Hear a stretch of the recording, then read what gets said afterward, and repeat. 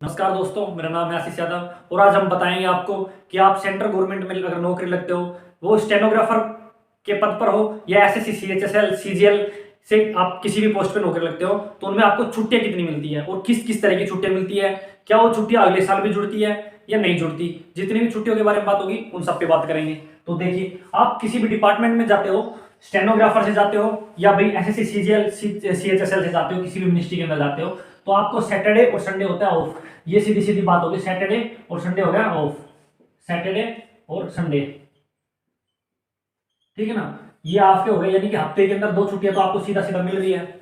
महीने साल का में 52 हफ्ते होते हैं, यानी कि आपकी 104 छुट्टियां तो साल की सीधी सीधी ये हो गई। ये होगी सैटरडे संडे को जो आपको फिक्स मिलनी है। साथ में आपकी जो गवर्नमेंट छुट्टियां होती है, अब वो होती है लगभग सरकार आपको 17 के आसपास, 17 के आसपास आपको नेशनल हॉलीडे देती है, एनएच। यानी कि भाई आपकी दिवाली आ गई, होली आ गई, ईद आ गई, तो इस तरीके से करके 17 ये देती है, ठीक है। अब होती है एक स्पेशल तरीके से जो अलग से मिलती है सभी, उनमें आते हैं ईएल की बात करते हैं हम।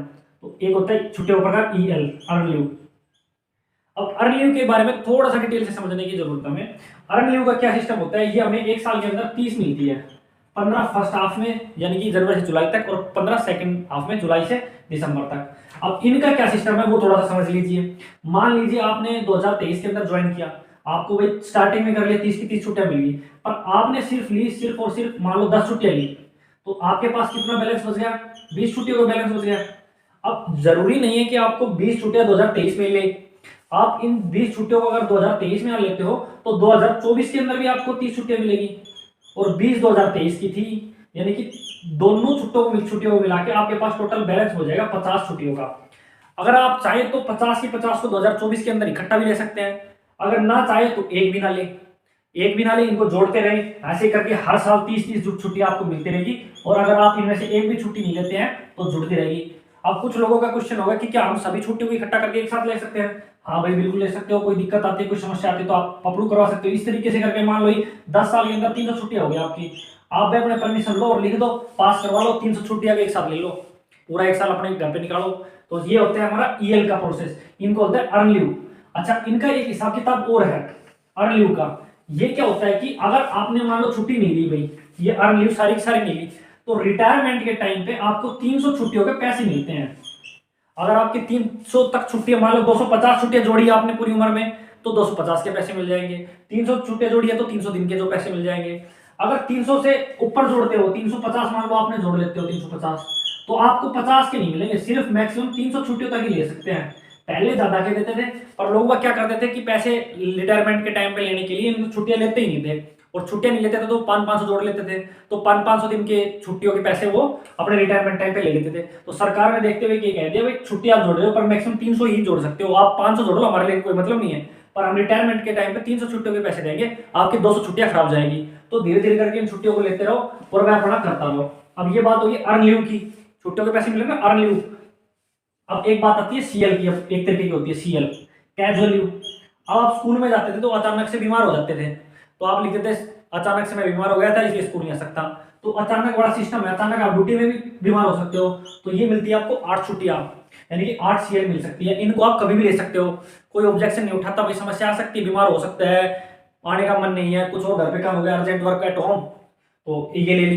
तो इस तरीके से साल में मिलती है। इन छुट्टियों की सिस्टम है, ये आपने अगर 2000 मान लो 2023 के अंदर मिली आपको, 2023 में चल रहे ड्यूटी में 2023 की है ये, तो अगर आप 2023 के दिसंबर तक ही लेनी पड़ेगी आपको। अगर दिसंबर तक नहीं लेते हो, मान लो 4 ले ली, 4 रहेगी, तो ऐसा नहीं है 2024 में ये जुड़ जाएगी 4, ये सारी की सारी खत्म है। आपको जिस साल के लिए मिलती है उसी साल दिसंबर लास्ट तक, 31 दिसंबर तक लेना होता है। और उसके बाद अगर नहीं लेते हो, अगर आपकी छुट्टी बैलेंस है तो भी छुट्टी आपको नेक्स्ट ईयर नहीं मिलेगी, नेक्स्ट ईयर फिर से 8 मिल जाएगी, पर ये जुड़ेगी नहीं अगर आपकी बची हुई है तो। साथ में एक होती है आरएच, रिस्ट्रिक्ट हॉलीडे जिनको बोलते हैं, रिस्ट्रिक्ट हॉलीडे। तो आरएच का क्या सीन है, वो मिलती है आपको 2। इनका क्या सीन है, ये एक फिक्स डेट होती है सरकार के द्वारा। जैसे सरकार में भाई मान लो ईद की, एक ईद की छुट्टी कर दी, एक ईद की नहीं करी, अब वो बोलेगा कोई मुस्लिम भाई बोलेगा मेरे को इस तारीख में छुट्टी भी चाहिए, तो यूं करके कुछ स्पेशल डेट रखी हुई है जिनपे सरकार नेशनल हॉलीडे नहीं देती। पर कुछ पर्व हैं जो मनाए जाते हैं, पर छुट्टियां तो हर एक की नहीं कर सकते हर एक पर्व की, तो उनपे आरएच रखा हुआ है, रिस्ट्रिक्ट हॉलीडे, यानी कि ये सिर्फ जो कुछ सिलेक्टेड डेट है, ये 2 छुट्टियां उन्हीं को ले सकते हो, उन्हीं डेटों को। तो ऐसे करके इनका भी सेम सीन है। अगर 2023 की है तो 2023 में ले ली तो ठीक है, अदरवाइज ये खत्म हो जाएगी, नेक्स्ट ईयर फिर से मिलेगी, ले लो तो अच्छा है। तो ये 10 छुट्टियां ऐसी है कि भाई 8 तो सीएल और 2 आरएच कि आपको जिस साल मिली है उस साल लेनी पड़ती है, खत्म करनी है। अगर आप नहीं लेते हो तो अपने आप खत्म हो जाती है। तो आपको ने ये बात कर ली। अब एक होती है भाई मेडिकल लीव, ठीक है ना, एमएल।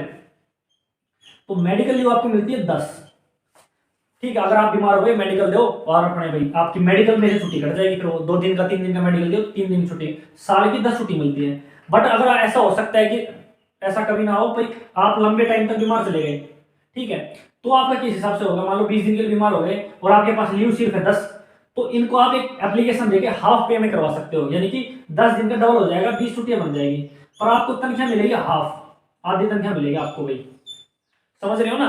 फुल अगर तनख्वाह लेनी है तो 10 छुट्टी, अगर हाफ तनख्वाह ले इसको लंबे टाइम तक सर्वाइव कर सको तो 20 छुट्टी बन जाएगी, 10 की 20। इनका भी सेम सीन है, अगर एक साल लो तो ठीक है, 2023 की ले ली तो ठीक है, नहीं ली तो नेक्स्ट ईयर फिर जुड़ जाएगी 10, नेक्स्ट ईयर फिर 10 जुड़ जाएगी, ऐसे करके ये भी आपकी जुड़ती रहती है। ये होगी आपकी मेडिकल लीव। इस तरीके से आप देखते हो तो आपकी छुट्टियां कितनी बनती है, 104 के आसपास। तो भैया आपकी सैटरडे संडे की होगी, 17 आपका जो हो गया नेशनल हॉलीडे हो गया एनएच, ठीक है ना, एनएच जो हमने लिखा है। 30 हमारी ईएल हो गई, 30 ईएल हमने बताया था आपको, 30 ईएल हो गई, ठीक है ना। सीएल 8 हो गई, आरएच 2 हो गई और मेडिकल लीव आपकी 10 हो गई। तो ये मोटी मोटी आपकी छुट्टियां होती है। आप जैसे स्टेनोग्राफर लगते हो तब भी यही मिलेगी, सीजीएल सीएचएसएल से लगते हो तब भी यही मिलेगी, ये आपकी छुट्टियां है। रेलवे के अंदर संडे का नहीं होता, वो अलग सिस्टम होता है ना, बाकी लगभग हर एक में सेम होती है। तो आज की वीडियो में सिर्फ इतना ही, धन्यवाद।